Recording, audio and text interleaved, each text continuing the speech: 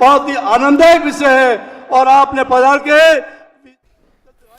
सीधा प्रसारण आप राजस्थान के आबू रोड से देख रहे थे। प्रधानमंत्री नरेंद्र मोदी वहां पर जनसभा को संबोधित कर रहे थे और उपस्थित जन समुदाय को संबोधित करते हुए प्रधानमंत्री ने कई खास बातें कही। जो तमाम योजनाएं सरकार के द्वारा चलाई जा रही हैं उससे जो बदलाव आ रहे हैं उसका उन्होंने जिक्र किया। साथ ही नकारात्मक राजनीति, जो विपक्ष की नकारात्मक राजनीति है, उस पर भी उन्होंने हमला किया। प्रधानमंत्री नरेंद्र मोदी आज राजस्थान के दौरे पर हैं और वहां पर उन्होंने कई विकास परियोजनाओं की सौगात दी है। कई कार्यक्रम उनके हैं और उन्होंने वहां पर लोगों को संबोधित भी किया है। तो वक्त है एक ब्रेक का और ब्रेक के बाद जब लौटेंगे तब देखेंगे इस वक्त के एजेंडे को। प्रधानमंत्री श्री नरेंद्र मोदी की अगुवाई में देश को खुले में शौच से मुक्त बनाने के लिए 2014 में आरंभ किया गया स्वच्छ भारत मिशन न केवल एक जन आंदोलन बना, बल्कि इसे विश्व की बड़ी व्यवहार परिवर्तन योजना का गौरव भी मिला। स्वच्छ भारत मिशन ग्रामीण की अपार सफलता के बाद जरूरत थी इस परिवर्तन को स्थायी बनाने की और इस लक्ष्य को हासिल करने के लिए स्वच्छ भारत मिशन के दूसरे चरण यानी कि ODF प्लस की शुरुआत की गई।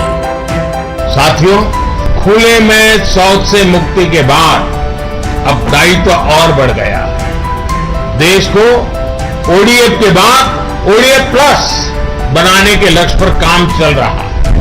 अब हमें कचरे से कंचन बनाने का काम को तेज करना है।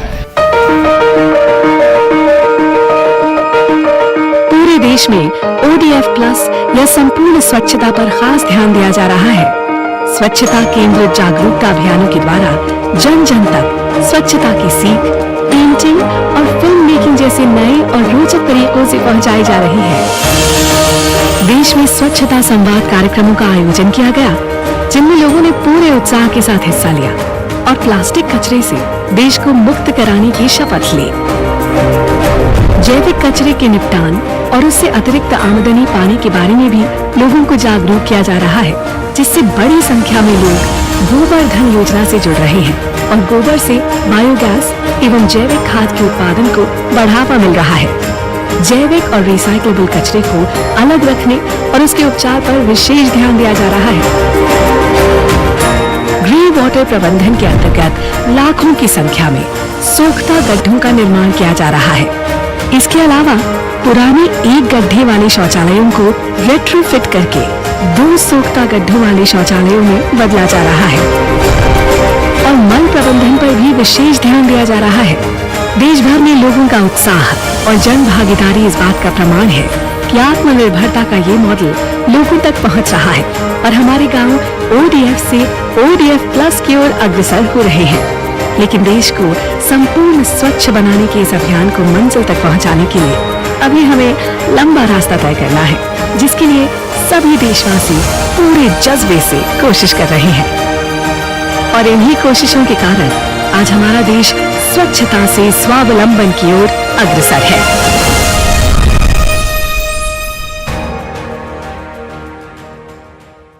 भारतीय समुद्री विश्वविद्यालय मर्चेंट नेवी और मरीन इंजीनियरिंग में उज्जवल करियर बनाने का एक सुनहरा मौका। 6 स्थानों पर आधुनिक परिसर, विश्व स्तरीय इंफ्रास्ट्रक्चर। ये सिर्फ एक करियर नहीं, ये अवसरों का सागर है। भारतीय समुद्री विश्वविद्यालय भारत सरकार के अधीन वर्ष 2023-24 के लिए प्रवेश आमंत्रित हैं।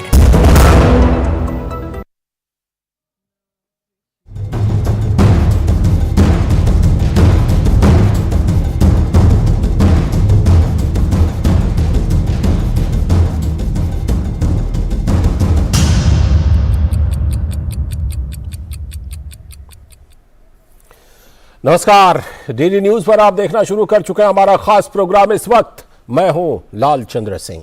अगले 1 घंटे में हम देखेंगे कुछ ऐसी खबरें जिन पर चर्चा जरूरी है और ये चर्चा हम करने वाले हैं अपने संवाददाताओं और खास मेहमानों के साथ। और आज हम सबसे पहले बात करेंगे प्रधानमंत्री नरेंद्र मोदी के राजस्थान दौरे की, जहां पर उन्होंने कई सौगातें दी हैं, कई खास बातें कही हैं। आज की खास चर्चा जो होगी वो ये इस पर कि क्या नवीन पटनायक ने नीतीश कुमार को विपक्षी एकता के मुद्दे पर झटका दे दिया है। इसी को जानने की कोशिश करेंगे।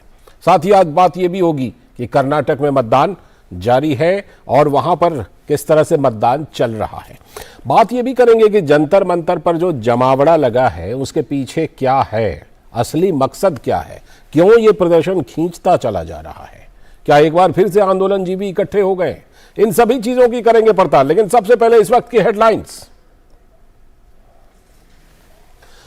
प्रधानमंत्री नरेंद्र मोदी ने राजस्थान के विकास के लिए नाथद्वारा में बुनियादी ढांचे और परिवहन संपर्क से जुड़ी 5,500 करोड़ रुपए से भी अधिक की विभिन्न योजनाओं का किया उद्घाटन और शिलान्यास। आबू रोड में भी विशाल जनसभा को किया संबोधित। ब्रह्म कुमारी में भी पीएम का कार्यक्रम। नाथद्वारा में पीएम के स्वागत में उमड़ा जनता का सैलाब। कर्नाटक विधानसभा चुनाव के लिए जोर शोर से मतदान जारी। शाम 6 बजे तक हो रहा है। 224 सीटों के लिए 2,615 उम्मीदवारों की किस्मत का फैसला।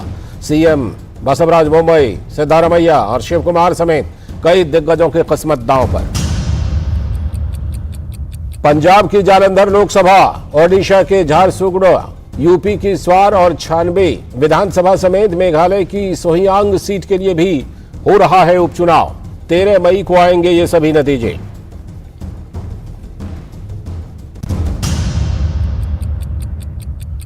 पश्चिम बंगाल और तमिलनाडु में द केरल स्टोरी पर बैन के खिलाफ 12 मई को सुप्रीम कोर्ट में अब होगी सुनवाई। फिल्म के निर्माता ने दी है सरकार के फैसलों को चुनौती।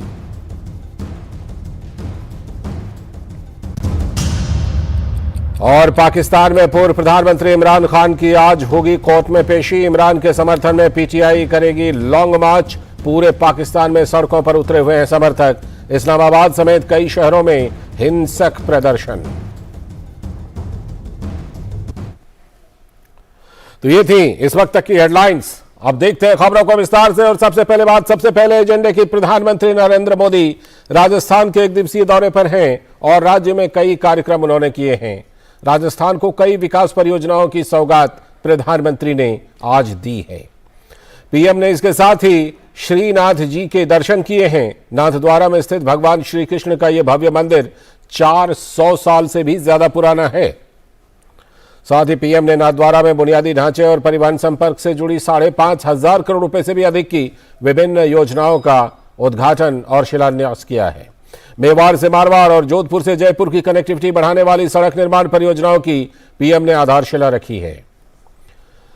साथ ही पीएम ने 3 रेल विकास परियोजनाओं का भी उद्घाटन किया है और लोकार्पण किया है। इससे क्षेत्र के लोगों को जबरदस्त लाभ मिलेगा। प्रधानमंत्री मोदी ने आबू रोड में भी विशाल जनसभा को अब से थोड़ी देर पहले संबोधित किया है और प्रधानमंत्री ने इंफ्रा विकास को सामाजिक आर्थिक परिवर्तन के लिए जरूरी बताते हुए कहा कि आधुनिक इंफ्रा ही विकसित भारत की नींव है। साथ ही उन्होंने खासतौर पर कहा, नकारात्मकता से भरे लोगों को कुछ भी पसंद नहीं है। वे आटा पहले की डेटा पहले की बहस में ही लगे रहते हैं। वोट की राजनीति एक सीमित राजनीतिक दलों ने देश में विकास को प्राथमिकता नहीं दी। ये विपक्ष पर परोक्ष रूप से प्रधानमंत्री ने हमला किया और प्रधानमंत्री ने विपक्ष का नाम तो नहीं लिया, लेकिन विपक्ष को आईना जरूर दिखाया। उन्होंने कहा कि नकारात्मकता से भरे लोगों को कुछ भी पसंद नहीं है। वे आटा पहले की डाटा पहले की बहस में ही लगे रहते हैं। जब इंफ्रास्ट्रक्चर पर इतना निवेश होता है तो इसका सीधा प्रभाव उस क्षेत्र के विकास पर होता है, उस क्षेत्र में रोजगार के अवसरों पर होता है। लेकिन साथियों, हमारे देश में कुछ लोग ऐसी विकृत विचारधारा के शिकार हो चुके हैं, इतनी नकारात्मकता से भरे हुए हैं, देश में कुछ भी अच्छा होता हुआ वो देखना ही नहीं चाहते और उन्हें सिर्फ विवाद खड़ा करना ही अच्छा लगता है। लेकिन इतिहास गवाह है कि स्थायी विकास के लिए, तेज विकास के लिए मूल व्यवस्थाओं के साथ ही आधुनिक इंफ्रा बनाना भी जरूरी होता है। और प्रधानमंत्री यहीं पर नहीं थमे। उन्होंने कहा कि वोट की राजनीति तक सीमित दलों ने देश में विकास को प्राथमिकता नहीं दी। जो वो लोग कदम कदम पर हर चीज वोट के तराजू से तोलते हैं, वो कभी देश के भविष्य को ध्यान में रखकर योजना नहीं बना पाते। हम कई बार देखते हैं गांव में पानी की टंकी बनी, लेकिन वो 4-5 साल में ही छोटी पड़ जाती है। कितनी सड़कें या फ्लाईओवर ऐसे होते हैं जो 4-5 साल में अपर्याप्त लगने लगते हैं। हमारे देश में इसी सोच की वजह से इंफ्रास्ट्रक्चर के निर्माण को प्राथमिकता नहीं दी गई। इसका बहुत नुकसान देश ने उठाया है। अगर पहले ही मान लीजिए पर्याप्त संख्या में मेडिकल कॉलेज बन गए होते तो पहले देश में डॉक्टरों की इतनी कमी नहीं होती। अगर पहले ही रेलवे लाइनों का बिजलीकरण हो गया होता तो आज हजारों करोड़ रुपए खर्च करके ये काम करने की जरूरत नहीं रहती। अगर पहले ही हर घर तक नल से जल आने लगता तो आज 3.5 लाख करोड़ रुपए लगाकर जल जीवन मिशन नहीं शुरू करना पड़ता। हमारे संवाददाता निशांत सौरभ हमारे साथ जुड़ चुके हैं नाथद्वारा से, क्योंकि निशांत वहां पर मौजूद थे जहां पर कि प्रधानमंत्री आज पहुंचे थे। निशांत, जिस तरह से नाथद्वारा में प्रधानमंत्री का कार्यक्रम रहा, जिस तरह से करीब करीब 5,500 करोड़ रुपए के विकास की सौगातें रहीं, क्या कुछ खास इस क्षेत्र के लिए निशांत? जी देखिए लालचंद, आपको मालूम है कि प्रधानमंत्री का जो मुख्य जोर रहता है वो देश भर में वो कहीं भी जाते हैं तो कनेक्टिविटी और इंफ्रास्ट्रक्चर सुधारने पर उनका मुख्य फोकस रहता है। चाहे वो एयरपोर्ट हो, चाहे हाईवे हो, चाहे रेलवे हो, तो कनेक्टिविटी और इंफ्रास्ट्रक्चर पर मुख्य फोकस रहता है। और आज जो राजस्थान में नाथद्वारा में प्रधानमंत्री आए तो यहाँ पर भी जिन योजनाओं का उन्होंने शिलान्यास किया या उद्घाटन किया वो कनेक्टिविटी और इंफ्रास्ट्रक्चर से जुड़ी हुई थी, जिनमें कि मुख्य फोकस था रेलवे से जुड़ी हुई योजनाओं पर मुख्य फोकस था, क्योंकि यहाँ पर जो स्थानीय लोग हैं उनकी वो वर्षों पुरानी मांग थी। करीब ये यहाँ तो लोग कहते हैं कि 70 साल से हमारी मांग है कि जो ये मेवाड़ क्षेत्र है उसको मारवाड़ से जोड़ा जाए और उसके लिए जो रेलवे लाइन है उसको उसका जो मीटर गेज से उसको ब्रॉड गेज में कन्वर्ट किया जाए, लेकिन आज तक नहीं हुआ। तो जब प्रधानमंत्री यहाँ पर आए तो उनकी उम्मीदें थी कि प्रधानमंत्री ऐसी सौगातें देंगे जिनसे मेवाड़ क्षेत्र मारवाड़ से जुड़ जाएगा और जो कनेक्टिविटी में अगर यहाँ पे सुधार होगा तो जो वाणिज्यिक और व्यापारिक जो गतिविधियां हैं वो भी तेज होंगी। और आपको मालूम है कि यहाँ ये जो है वो धार्मिक नगरी है, श्रीनाथ जी मंदिर की वजह से यहाँ पर काफी लाखों की तादाद में पर्यटक यहाँ पर हर साल आते हैं। तो अगर कनेक्टिविटी में सुधार होगा तो यहाँ पर पर्यटन जो उद्योग है उसको भी बढ़ावा मिलेगा।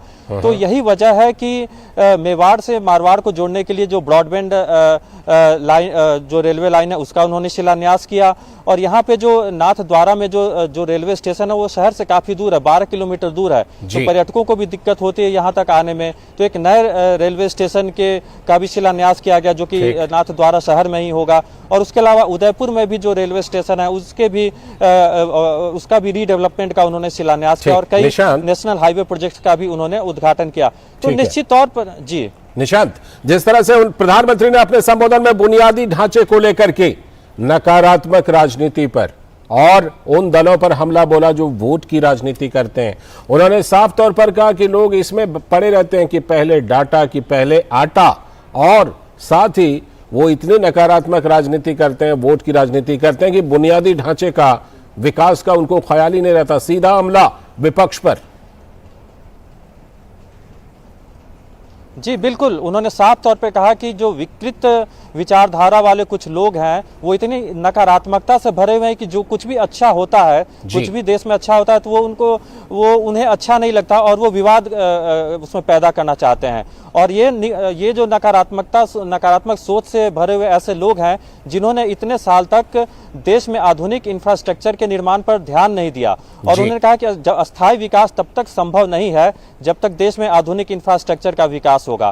तो वो उन्होंने साफ तौर पर कहा कि वो लोग हर चीज को वोट के तराजू से तौलते हैं और राजनीतिक स्वार्थ की वजह से वो इंफ्रास्ट्रक्चर के विकास पर ध्यान नहीं देते हैं। उन्होंने कहा कि जो हमारी सरकार है पिछले 9 साल में इंफ्रास्ट्रक्चर के विकास पर काफी ध्यान दिया गया है, बल्कि इसी साल के बजट में 10 लाख करोड़ रुपए का प्रावधान किया गया है। रेलवे, हाईवे और एयरपोर्ट वगैरह और इंफ्रास्ट्रक्चर के विकास पर ध्यान दिया गया है। तो वही उन्होंने कहा कि अगर पहले की सरकारें इंफ्रास्ट्रक्चर के विकास पर ध्यान दी होती तो आज जो स्थिति है देश में वो नहीं हुई होती। और जो वर्तमान सरकार है वो राजनीतिक स्वार्थ से ऊपर उठकर देश के हर कोने में इंफ्रास्ट्रक्चर के विकास पर ध्यान दे रही है। बहुत बहुत शुक्रिया निशांत जुड़ने के लिए और इस खबर पर हमारे साथ चर्चा करने के लिए हमारे संवाददाता निशांत जुड़े थे हमारे साथ। वक्त है एक ब्रेक का और ब्रेक के बाद जब लौटेंगे तब करेंगे आज की खास चर्चा की क्या विपक्षी एकता के मामले पर नवीन पटनायक ने नीतीश कुमार को झटका दे दिया है। करेंगे चर्चा, बने रहिए हमारे साथ। आपकी जिंदगी में कौन जीतता है, दिल या दिमाग? दिमाग समझा रहा है घी तेल कम खाओ तंदुरुस्त रहोगे, पर दिल ललचा रहा है। अंकल जी रोज पराठे दबाते हैं, कुछ नहीं हुआ। दिमाग मनाता है कल को ऐसी बीमारियां हो गई कुछ खा ही ना पाओ तो क्या फायदा, इसलिए आधे लड्डू से काम चलाओ। पर दिल जिद करता है खाऊंगा तो पूरा ही। इसलिए सोचिए आपकी जिंदगी में हर दिन कौन जीतता है, क्योंकि तंदुरुस्ती दिल से ज्यादा दिमाग का खेल है। आज से ही खाने में चीनी, नमक और तेल कम कीजिए। Indian Maritime University brings you the most prestigious and adventurous career in merchant navy and marine engineering with world-class infrastructure and sprawling campus at 6 locations. It's not just a career but an ocean of opportunities. Indian Maritime University, a central university recognized by Government of India. Admissions open for 2023 to 24. YouTube देख रहे हैं, मैं हूँ अशोक खेरवा। कोई fact check करना चाहता है कि सवाल है। आसान नहीं होता सच के लिए लड़ना। जिसकी आवाज कोई नहीं बनेगा उसकी आवाज हम बनेगा। जो डर जाते हैं वो झूठ से कहां टकराते हैं। जो गरीब के स्कूल में, गरीब के स्वास्थ्य के लिए खर्च होना चाहिए वो लूट कर इन्होंने अमीर ठेकेदारों को दे दिया। सच को जानना हो तो झूठ पर करना होता है प्रहार, हर बार बार बार। मैंने आपसे पूछा, मैंने आपने ठीक है नहीं कहा ना आपने। और कोई मुद्दा नहीं है तो सोनिया गांधी की गुडबुक में मैं अपना नाम गोल्डन अक्षरों में कैसे दाखिल करूं? इसलिए न फेक न्यूज न झूठ, हमेशा सच के साथ 2-2। देखिए मेरे साथ 2-2 सोमवार से शुक्रवार रात 9 बजे सिर्फ डीडी न्यूज पर।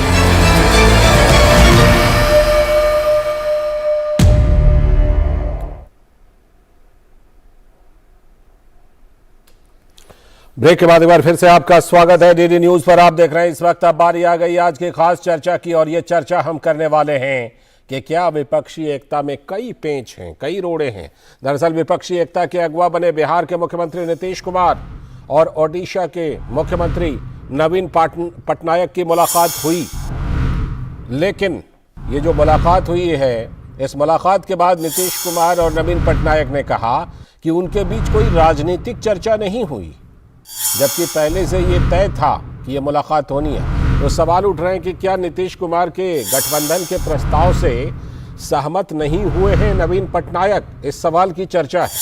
ओडिशा के मुख्यमंत्री नवीन पटनायक भाजपा और कांग्रेस दोनों से समान दूरी बनाए रखने का दावा करते रहे हैं हमेशा से, लेकिन नीतीश कुमार तो कांग्रेस के आमंत्रण पर ही लगातार कर रहे हैं विपक्षी एकता के लिए कोशिशें। तो क्या विपक्षी एकता की कोशिशों को नवीन पटनायक ने झटका दिया है? पहले भी कई विपक्षी नेता इस तरह की उदासीनता दिखा चुके हैं। कई विपक्षी पार्टियों और नेताओं को है कांग्रेस से परहेज। ऐसे में कैसे चढ़ेगी विपक्षी एकता की कोशिशें परवान? ये बड़ा सवाल है और इसी सवाल का हम पड़ताल आज करेंगे। इसी पर चर्चा करेंगे अपने खास मेहमानों के साथ। लेकिन पहले जरा देख लीजिए कि बिहार के मुख्यमंत्री नीतीश कुमार ने क्या कहा है। उन्होंने कहा पॉलिटिकली चिंता मत कीजिए, हम लोगों का पुराना रिश्ता है। डिस्कशन है, हम लोग का तो पुराना रिश्ता है। आप सब पॉलिटिकल बात की चिंता मत करिए। हम लोगों का संबंध इतना ज्यादा है कि पॉलिटिकल बात सोचने की जरूरत नहीं है। हम लोगों का आपस में जो संबंध है वो बिल्कुल ही आपस का बहुत अच्छा संबंध है, इसलिए बाकी लोगों के साथ तुलना में मत रखिए। और ओडिशा के मुख्यमंत्री नवीन पटनायक ने क्या कहा, ये भी सुनिए। Ours is an old friendship, as I've said, and we've also been colleagues many years ago. No discussions were held about any alliances today.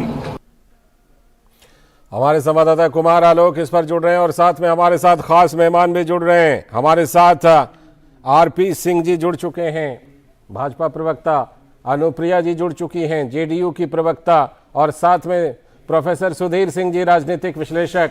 बहुत बहुत स्वागत आरपी सिंह जी, प्रोफेसर सुधीर सिंह जी और अनुप्रिया जी आपका भी। मैं पहले जरा एक इनपुट अपने संवाददाता कुमार आलोक से लेता हूं। आलोक, जिस तरह से कि नीतीश कुमार लगातार कोशिशें कर रहे हैं, कांग्रेस के निमंत्रण पर उन्होंने 6-7 महीने के गैप के बाद दोबारा ये कोशिश शुरू की, और हम जानते हैं कि नवीन पटनायक जैसे तमाम ऐसे नेता हैं जिनको कांग्रेस से ही परहेज है। क्या यहीं पर दुविधा है, यहीं पर पेच फंसा हुआ है, जिससे नवीन पटनायक को यह कहना पड़ा और नीतीश कुमार को भी कि पॉलिटिकली बात मत कीजिए? देखिए, अगर हम नीतीश कुमार के बारे में हम बात करें तो नीतीश कुमार लगातार ये कहते आ रहे हैं कि हम विपक्षी दलों को एकत्र करेंगे, कांग्रेस को साथ लेना होगा। लेकिन अगर हम नवीन पटनायक की बात करें तो बहुत ही सीजन्स पॉलिटिशियन हैं। अगर आप 2014 के बाद का भारत की राजनीति का जो परिदृश्य देखेंगे या जो आप देख रहे हैं, उसमें यही हुआ कि एक तरफ नरेंद्र मोदी है, एक तरफ तमाम विपक्षी दल, उसमें कांग्रेस भी शामिल है। तो उसमें अगर आप देखेंगे 2014 के बाद का जो कार्यकाल रहा है उड़ीसा में नवीन पटनायक का, तो केंद्र के साथ उनके अच्छे संबंध रहे हैं और योजनाओं का लाभ भी उन्हें मिला है। और जो टकराव की स्थिति जिस तरीके से ममता बनर्जी करती है, जिस तरीके से केसीआर ने एक अभियान छेड़ रखा है, जिस तरीके से नीतीश कुमार भी एक तरह से प्रधानमंत्री मोदी के खिलाफ या भारतीय जनता पार्टी के खिलाफ जो अभियान छेड़े हुए हैं, उससे इतर नवीन पटनायक बहुत ही सीजन पॉलिटिशियन हैं। उनके पिता बिजू पटनायक भी बहुत बड़े नेता थे, तो वो फूक फूक कर कदम रखना चाहेंगे, क्योंकि ये जो गठबंधन की जो बातें हो रही है, केसीआर की अलग महत्वाकांक्षाएं हैं, अगर ममता बनर्जी की बात करें तो उनकी अलग महत्वाकांक्षाएं हैं। फिर कांग्रेस के अंदर भी राहुल गांधी अगर प्रधानमंत्री के दावेदार बनना चाहते हैं तो उनके जो लीडर्स हैं, सेकंड लाइनर जो लीडर हैं, उनको भी कहीं कहीं ऐसा लगता है कि पिछली बार सोनिया गांधी नहीं बनी थी तो भाग्य का छिका मनमोहन सिंह पर टूट गया था, तो कुछ इसी तरीके से हमारा भी नंबर लग जाए।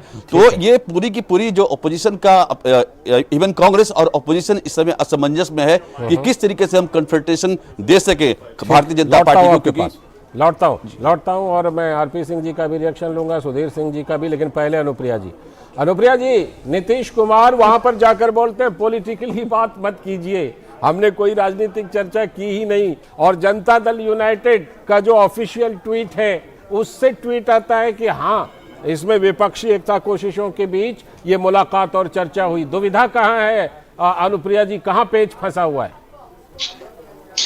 देखिए लाल जी, कल 2 राज्यों के माननीय मुख्यमंत्रियों की बैठक हुई जी, और माननीय मुख्यमंत्री जी ने कहा कि अन्य दलों के साथ में हमारी जो बैठक हुई है और अन्य राज्यों के मुख्यमंत्री के साथ में बैठक हुई है, उन बैठकों की तुलना नहीं की जाए, क्योंकि हमारे संबंध बहुत अच्छे हैं और आज हमारे बीच में किसी भी तरह की पॉलिटिकल बातचीत नहीं हुई है। तो उन्होंने 2 स्पष्ट बातें कही है कि आज की मुलाकात इस संदर्भ में रही थी, और जो लगातार माननीय मुख्यमंत्री जी अन्य राज्यों के मुख्यमंत्रियों से और विपक्षी पार्टी से मिल रहे हैं, बेशक विपक्षी एकता की बात वो कर रहे हैं, लेकिन कल की जो बैठक थी वह एक अलग बैठक थी, जिसमें आपने देखा होगा कि ओडिशा के मुख्यमंत्री नवीन पटनायक जी को आपने सुना होगा, उन्होंने बिहार भवन बनाने के लिए उन्होंने 1.5 एकड़ जमीन जो है उन्होंने दिया।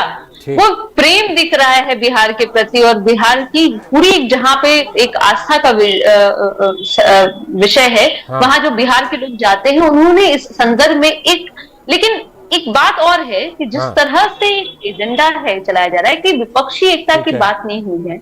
हम तो 45 MLA वाले भाई पार्टी है, और हमारी गतिविधि से भाजपा के पेट में इतनी दर्द होने लगती है।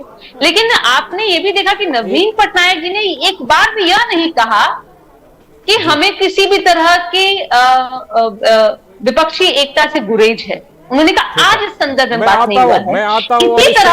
इसी तरह की बैठक जो है, आगे महत्वपूर्ण बात है, एक आ रहा हूं, मैं इस चर्चा को जारी रखूंगा। अभी एक महत्वपूर्ण बात है, प्रधानमंत्री नरेंद्र मोदी ने जो प्रजापति ब्रह्म कुमारी संस्था है उनकी जो पहली संस्थापक रही हैं उनको माल्यार्पण किया है। जरा ये तस्वीरें आप देख लीजिए। प्रधानमंत्री आज राजस्थान के दौरे पर हैं। प्रधानमंत्री नरेंद्र मोदी ने ये माल्यार्पण किया है। तो प्रधानमंत्री नरेंद्र मोदी वहां पर पहुंचे हुए हैं और उन्होंने प्रजापति ब्रह्म कुमारी संस्था जो है वहां पहुंचकर और जो उनकी पहली संस्थापक थीं, उनके हृदया मोहिनी जो पहली संस्थापक थीं, उनकी प्रतिमा के ऊपर माल्यार्पण प्रधानमंत्री ने किया है। ये तस्वीरें आप वहीं की देख रहे हैं। प्रधानमंत्री नरेंद्र मोदी आज राजस्थान के दौरे पर हैं और इसी सिलसिले में प्रधानमंत्री का वहाँ कार्यक्रम भी है। प्रजापति ब्रह्म कुमारी संस्थान में प्रधानमंत्री का आज कार्यक्रम भी है। उसी कार्यक्रम के सिलसिले में प्रधानमंत्री नरेंद्र मोदी वहाँ पहुँचे हैं और पहुंचकर उन्होंने जो संस्थापिका हृदया मोहिनी जी जो पहली संस्थापिका हैं, उनकी प्रतिमा पर प्रधानमंत्री ने माल्यार्पण किया और प्रधानमंत्री नरेंद्र मोदी ने वहाँ पहुंचकर वहाँ श्रद्धा के साथ उनको माल्यार्पण किया। इसके बाद प्रधानमंत्री का वहाँ ब्रह्म कुमारीज़ के शांतिवन में कई कार्यक्रम हैं। आबू रोड पर स्थित है ब्रह्म कुमारीज़ का ये शांतिवन परिसर राजस्थान के आबू रोड में। तो वहीं पर प्रधानमंत्री पहुँचे हुए हैं और प्रधानमंत्री ने माल्यार्पण किया है ब्रह्म कुमारीज़ की संस्थापिका हृदया मोहिनी जी की प्रतिमा पर। और आज प्रधानमंत्री, जैसा कि हम जानते हैं कि आज राजस्थान के दौरे पर हैं और राजस्थान के दौरे पर प्रधानमंत्री का ये कार्यक्रम है। लौटते हैं एक बार फिर से और अपनी चर्चा को जारी रखते हैं। हमारे साथ सभी लोग सभी लोग जुड़े हुए हैं। अनुप्रिया जी, आपने कहा कि प्रेम दिखाया बिहार के प्रति, वो प्रेम दिखा, लेकिन गठबंधन के प्रति नवीन पटनायक जी का प्रेम दिखा नहीं। जबकि जेडीयू के ऑफिशियल हैंडल से ये कहा गया कि भाई ये बड़ा मकसद है वहां जाने का। लालजी, मेरी बातें बीच में रह गई थी। मैंने कहा कि इसी तरह का दृश्य हमने जब हम दिल्ली के मुख्यमंत्री केजरीवाल से जब मिले थे तो पहली मुलाकात में भी किसी तरह की बातचीत निकल के नहीं आई थी। और उस मुलाकात में अगली बार जब मुलाकात होती है तो वो निकल के कहते हैं प्रेस कॉन्फ्रेंस की हम। और इस वक्त मैं माफी के साथ जरा जाना चाहूंगा सीधे आबू रोड, जहां पर प्रधानमंत्री नरेंद्र मोदी कार्यक्रम में पहुंच गए हैं। माननीय प्रधानमंत्री श्री नरेंद्र मोदी जी, जोरदार तालियों से